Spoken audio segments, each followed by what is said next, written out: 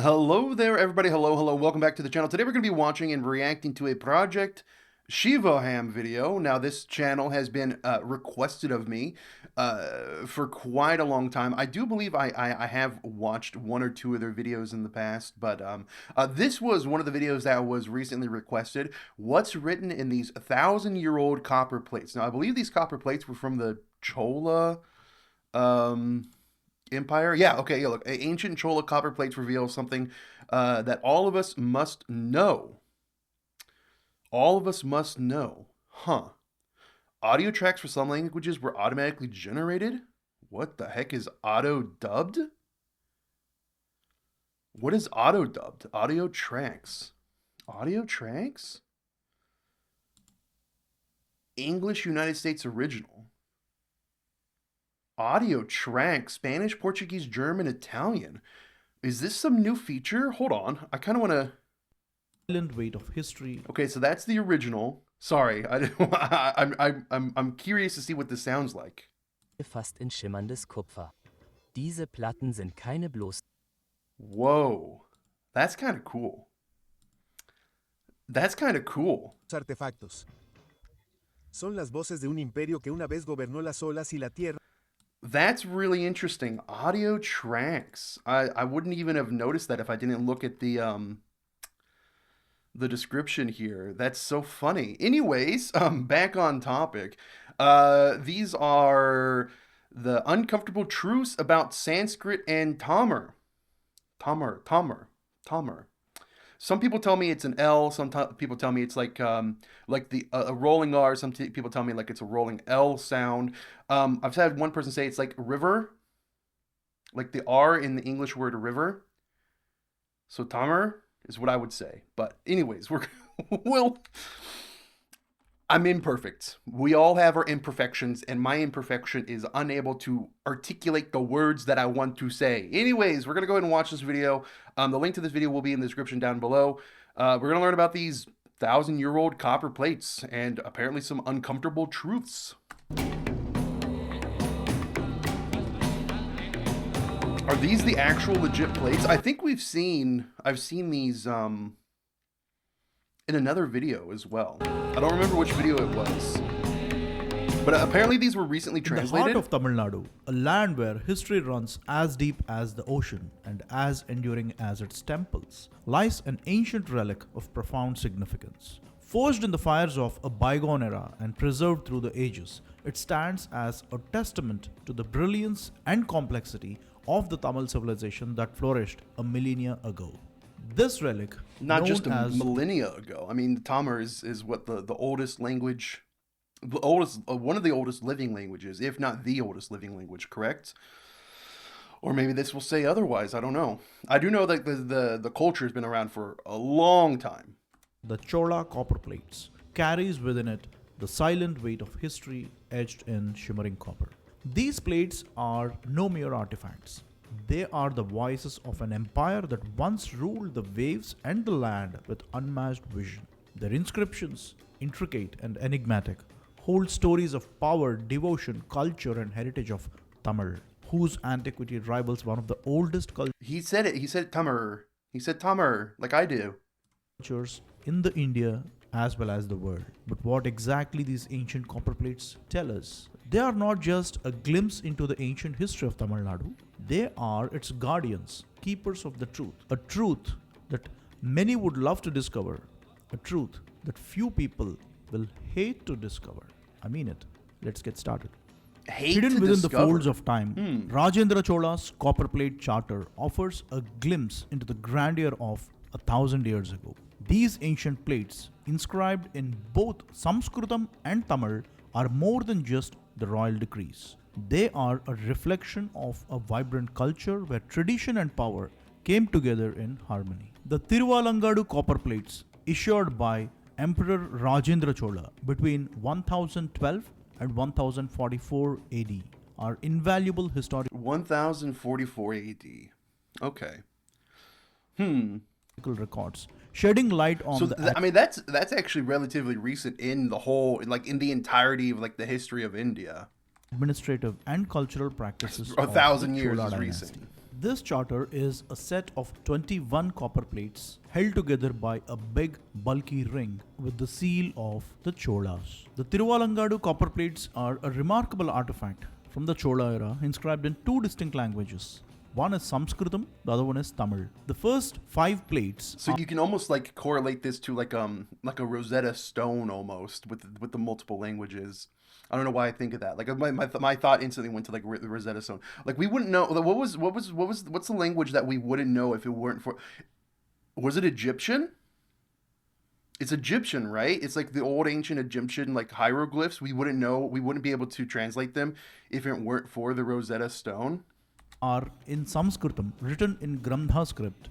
This section emphasizes the genealogical and mythological roots of the Chola dynasty. The Tamil section focuses on the administrative and historical details, especially the reign of King Rajaraja I and the father of Rajendra Chola, on his donations and land grants, so on and so forth. Well, Wait. Why would he be written in two different things as well? Because like Sanskrit wasn't like super prevalent in the southern tip of India, like almost for well, I mean it does. A lot of the languages down there do share a lot of loan words, Tamil, Malayalam, Kannada, stuff like that. I mean, I guess yeah, they do share a lot of loan words, but I thought that was more of a recent thing. But I don't know. Let's briefly try to understand. No. I'm thinking something completely different. I apologize. I 100% apologize. Okay, never mind. Just I was thinking something completely different. Just ignore me. These copper plates.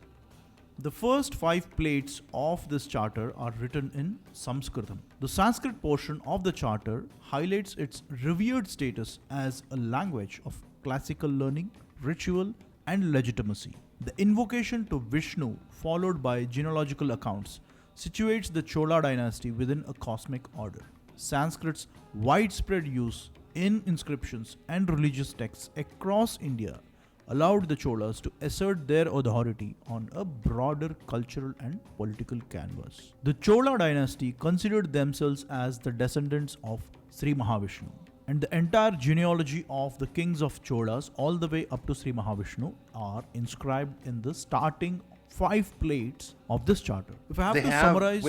They have... Inscribed in the start of the kings of Cholas all the way up to Sri Mahavishnu. So they have a depiction of all the kings.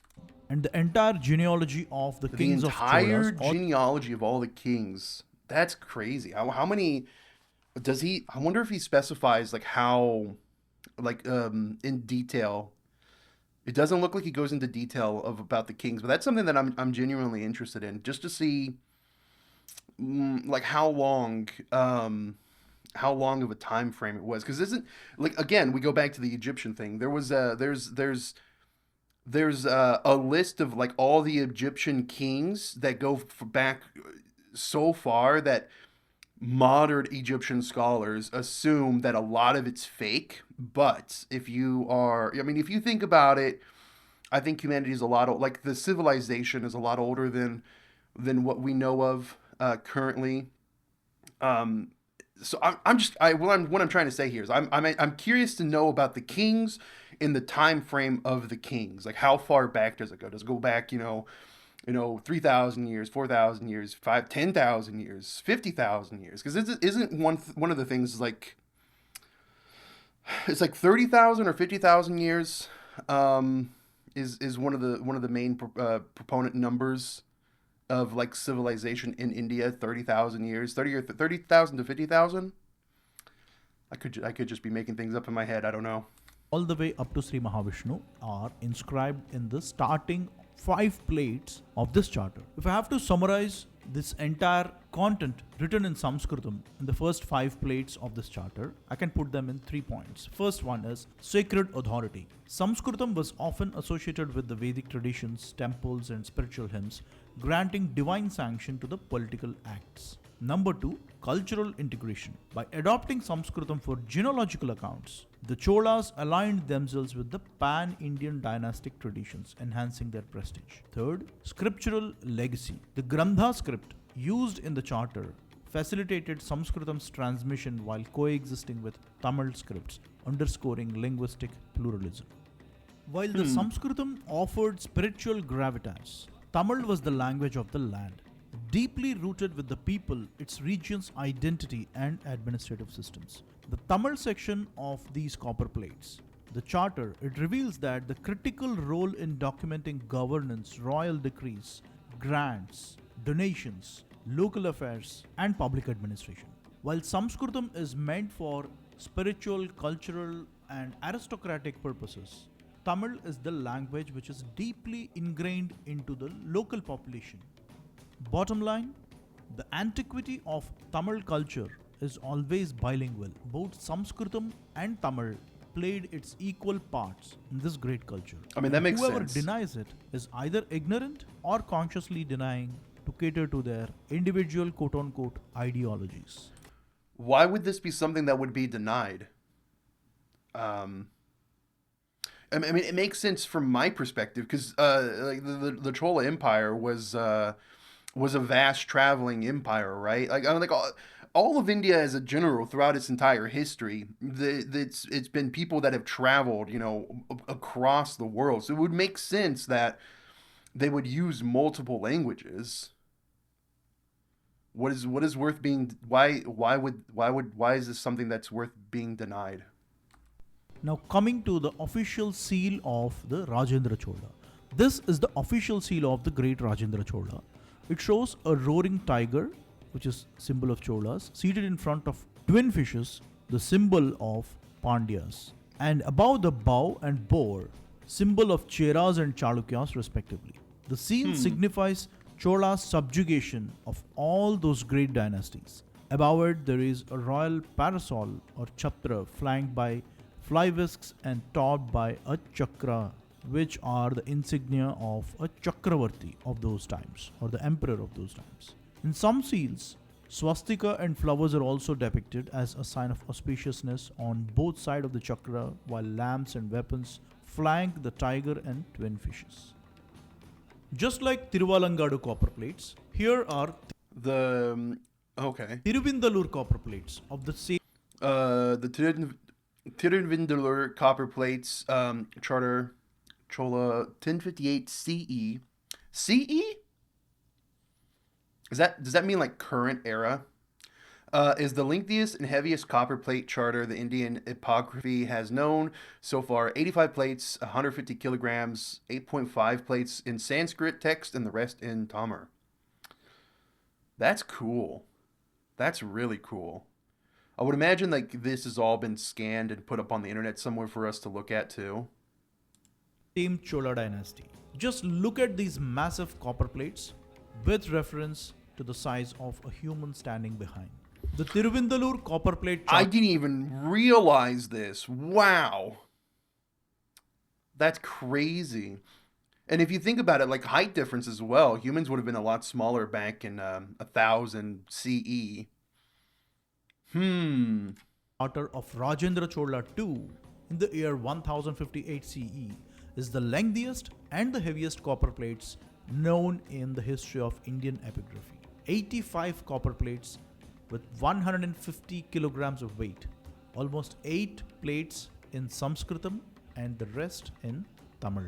Again, it follows the same pattern. The Sanskritam plates are meant for spiritual invocation and to provide the genealogical details about the Chola dynasty. And then the entire Tamil section is meant for public administration, land grants, and all sorts of donations, royal decrees, everything and anything associated with people at grassroots level is inscribed in Tamil, while Sanskritam is reserved for aristocratic purposes.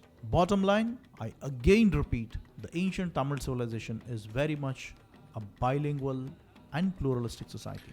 And the Why would people assume it's not bilingual? That doesn't make any sense. It doesn't make any sense. Even if you look at like modern India, you don't think of India as bilingual, or you don't think of India as like a monolinguistic country. It's never been a monolinguistic country. It's always been bilingual. I'm starting to get a little confused. The list is very long There are a lot I of guess- Chola copper plates.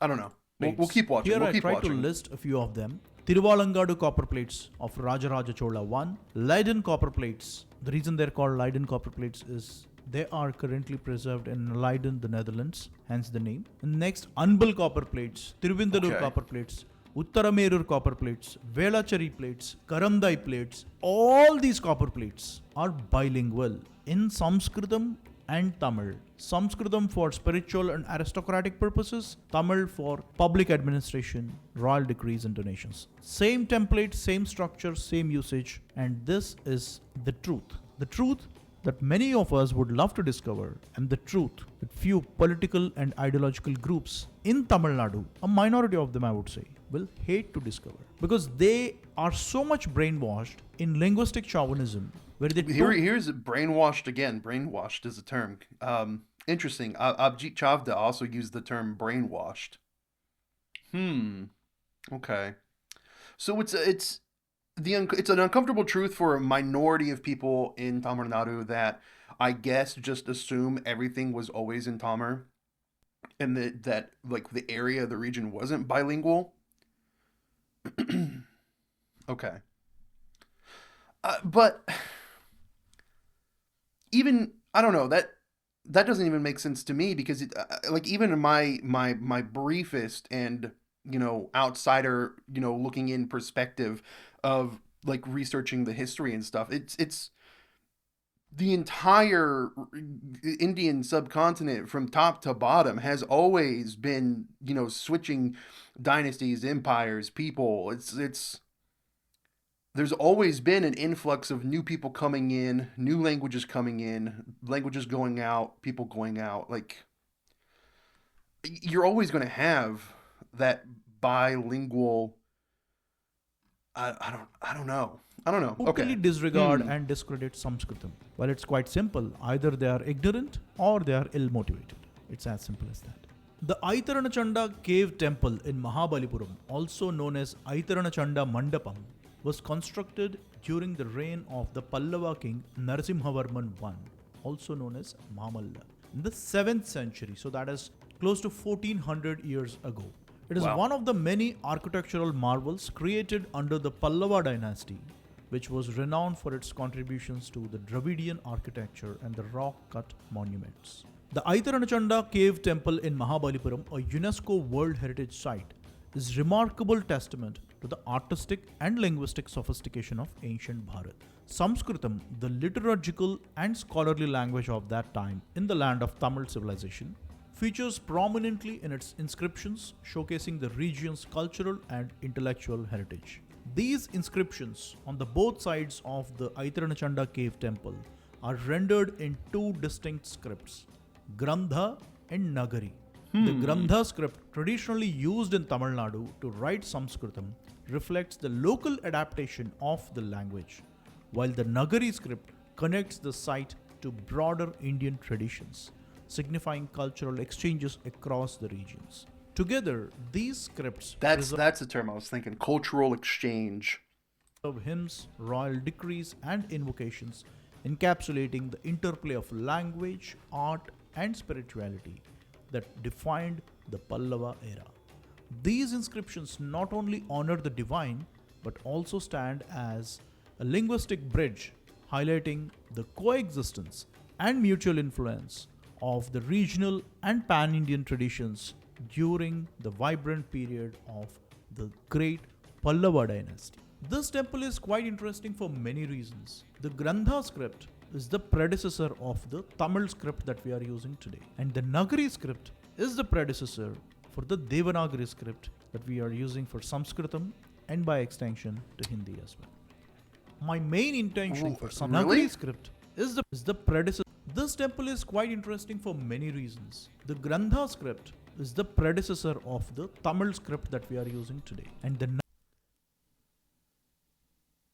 Yeah, I can see it. Interesting. Okay. Yeah, I can definitely see it. Okay. Nagari script is the predecessor for the Devanagari script that we are using for Sanskritam and by extension to Hindi as well.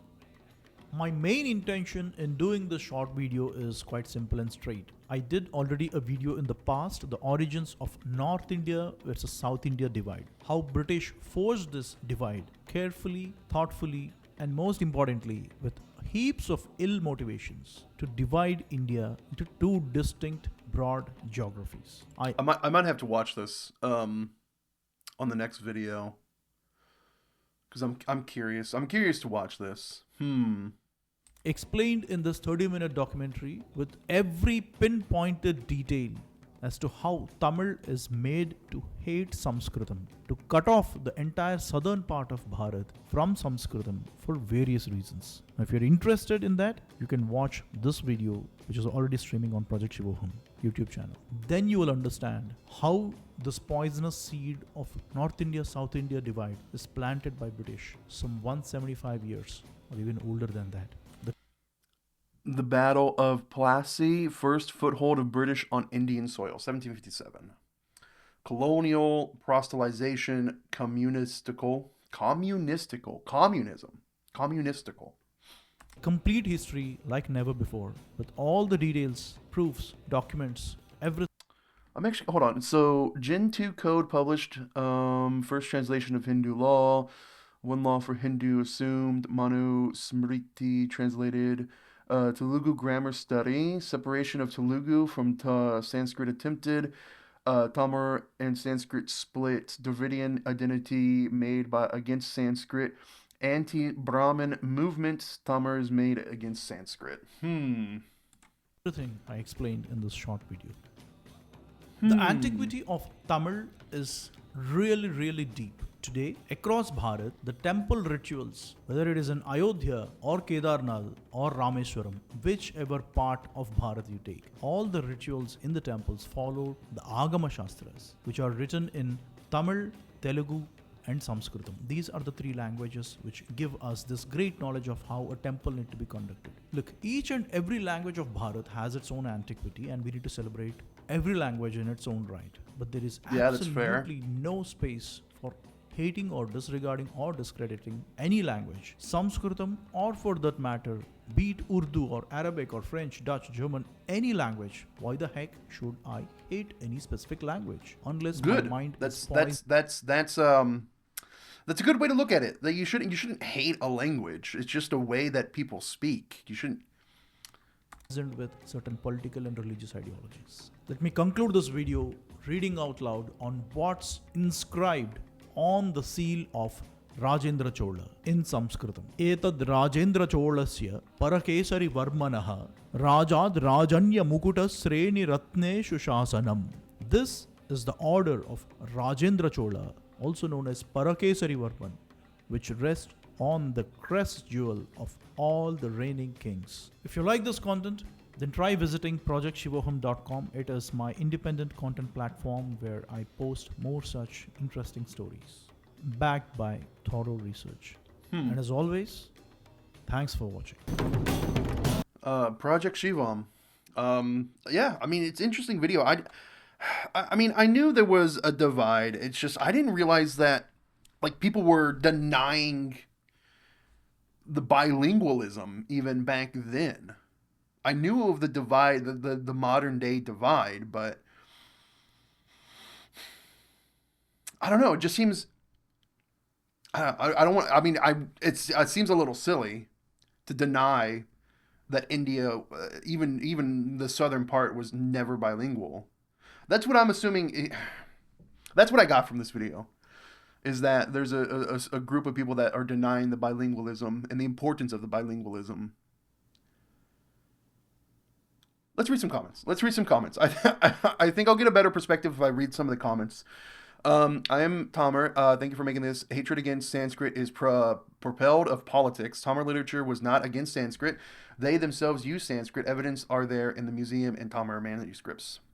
Sanskrit is not dead. Calling it as dead is similar to calling sugar is dead after getting mixed into tea. I mean, old Sanskrit is still around too. It's just it's like hardly ever used, right? Even Hala Kannada, the predecessor of modern Kannada, language has lots of similarities from Tamil and Sanskrit. Hebrew was a dead language in 1947, but the Israelis made Hebrew the language of the Jews again. I didn't know that. I thought it's been around. I didn't realize it was considered a dead language because you can read Hebrew in their like Bible, whatever the Hebrew Bible is called. I don't know what I don't know enough about Hebrew. Um, Interesting. But the Israelis made Hebrew the language of the Jews again. Swami said that Malay's English, the national language, instead of Sanskrit in 19th century, had set India back 100 years. Please, Tamil movie makers, show our ancestors this way. They are great kings who ruled a large part of Bharat, protecting our culture and rich arts all forms. Don't show a 1,000-year-old ancestor as Kanaguva or recent Tanagalam kind of look, which is more of a Western view of our people. Tamil Nadu has been sinking from the time that people began to mislead by the barely educated film people. Please don't read. Please read David Schulman's book. Sadly, they won't. I don't think I understand. Um, Indians need to stop fighting over which traditional Indian language is more important. Every Indian language is important and beautiful in India. See, this is what I'm talking about. Like, I guess I can say that because I'm an outsider looking in and learning about India for the past like year or so. Like, it's all beautiful, right? Like it's all important. It's all beautiful. Sanskrit and Tamil, divine language of the gods. Okay. I am Telugu and I'm proud of it. Thanks for your research. Um, Great. Hey, Deb. Hey, how's it going? Great seeing this video coming from a Southern Indian guy. If any of it is said by non-Southern Indians, they'll be called with various slurs and curses. Means a lot coming from you. Not Deb here. Shout out to Not Deb. Um, he is actually the reason why I started doing reactions. Because before, for those that don't know, um, this channel was just purely GeoGuessr content, right? I was making GeoGuessr videos, and GeoGuessr is a video game where you go around the world and you kind of guess, try to pinpoint where you are. Um, and then I started focusing on Indian specific GeoGuessr for a little while.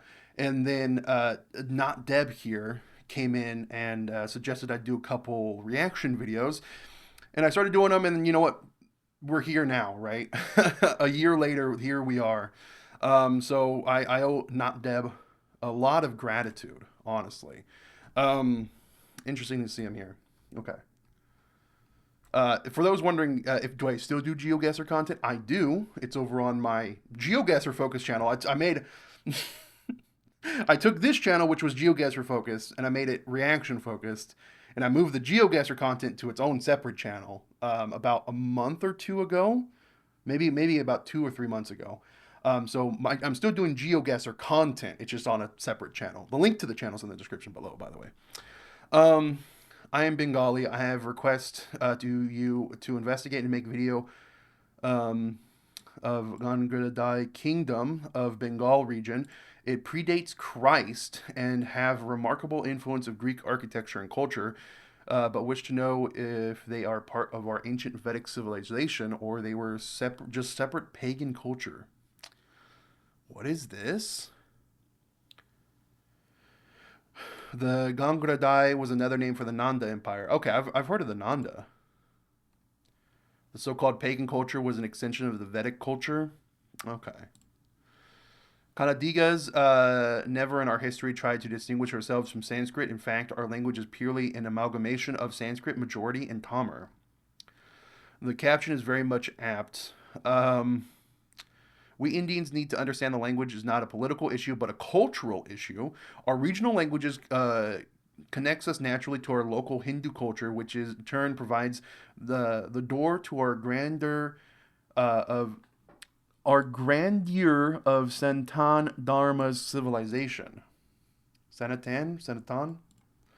I don't know anything about anything Tamil or Southern languages, but being a Bengali, I got introduced to Gurava Vaishnavism due to Bengali classic literature. And there's local Shakta traditions all having common roots.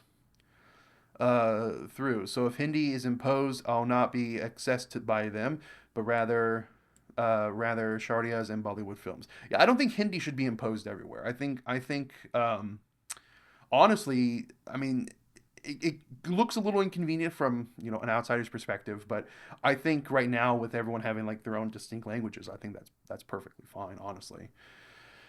Um, all regional languages have its own classical version. Oh, that's cool. Hindi doesn't, because Hindi isn't quote unquote newer language. Okay. One cannot blame Brits for everything. Tamils possibly resent the Sanskrit issue of it coexisting with the Tamil language of the region. Might be simply because there was no caste in the south. Tamil Nadu was not a casteist society. The historical poetry on the 13th century pillars of Mysore described how the Bhaktis of that time burnt down Jaina temples to the point that the Jains actually had to flee the region. Those who carried Sanskrit to the south were not all inclusive and loving, and Tamers know this.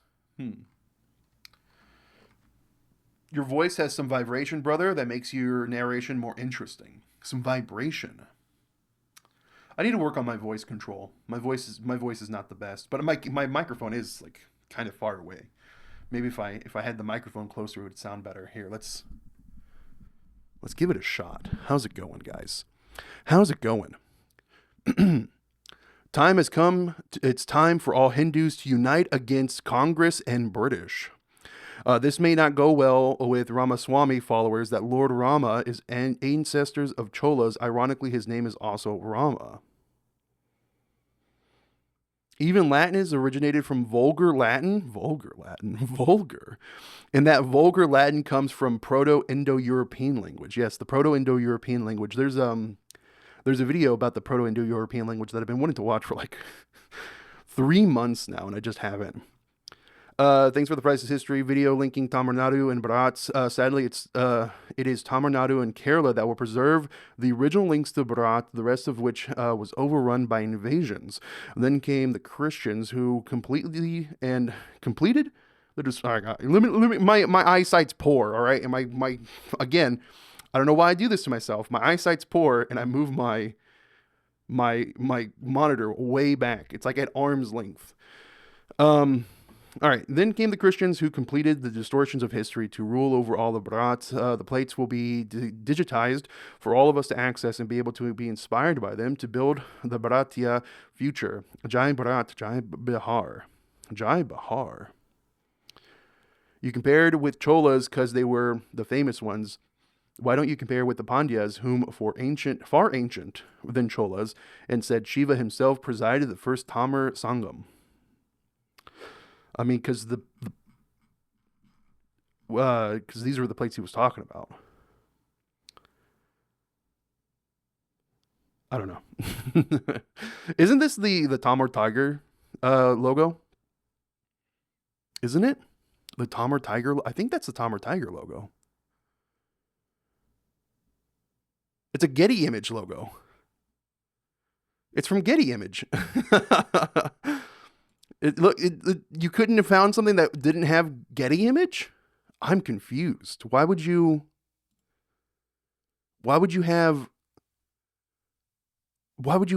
purposely put your logo to have a Getty, unless it's like ironic? It might be ironic. It might just be irony. I don't know. Let's look at the newer comments now. My view is the Sanskrit is mother language called Amma, and Tamil language is Chinama. Okay. One is only dumb and nonsensical to relate the term ancient period to the period after 300 BC, which is also not the period of the Sanskrit's existence that actually took birth in 600 AD, just before Rajasthan came to power. Hence, there can't be two opinions on Tamil being the sole language of the earth. Sole language of earth. What? Well, it's obviously not the sole language of earth up to 600 AD, only after which earth became bilingual. What? The sole language of earth? That's not, this is just false. Like that statement there. Is he saying this, or hence there can't be two opinions on Tamil being the sole language of the earth up to 600 AD, only after which earth became bilingual? I'm having a hard time reading and understanding what he's trying to say here. Hebrew was considered a dead language. Okay. He even replied to this one. Okay, let's read this. Every Sanskrit word origin can be etymologically proved to be taken from Tamil words. Every Sanskrit word. A section of Tamil people misplaced from India created Sanskrit when they came back and obtained political dominion over Tamil lands. They imposed Sanskrit on those is the only plausible explanation for this conundrum. After obtaining dominion over Tamil people, the newly formed Sanskrit forces crushed all old Tamil identities and imposed their new identities upon us. And the truth is, Sanskrit new Tamil, saying Sanskrit is older than Tamil is like saying you are father and your grandfather, always history written published by victors. So Cholas were so dumb and used Sanskrit. I know how deeply people in Tamil Nadu are brainwashed by EVR and Dravidian ideology. Learn about Tamil history for its facts and not propaganda. Ancient Cholas were Tamils, later Cholas, who ruled after Kalabara invasion, after which all Chera, Chola, Pandyan used Sanskrit names, are bloodline mixed with the Sanskrits. So later Cholas are more influenced by Sanskrit. Middle Chola had married marital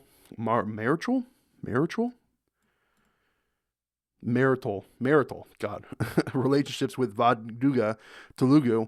Last Chola king was Marat. When we are talking about heritage, I'm not referring to the last 2,000 years. I'm referring to 20,000 years. Okay. I don't want to read this guy's argument. Like he's going back and forth. If you want to read it, it's there. All right, let's just keep looking. How can Sanskrit be a dead language? What does this say? What does this say? What is this? Great work. Do video on Telugu.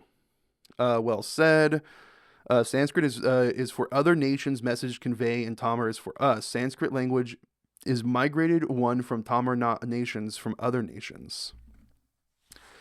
Sanskrit is for other nations, message convey, and Tamil is for us. Sanskrit language is migrated one for Tamil nations from other nations.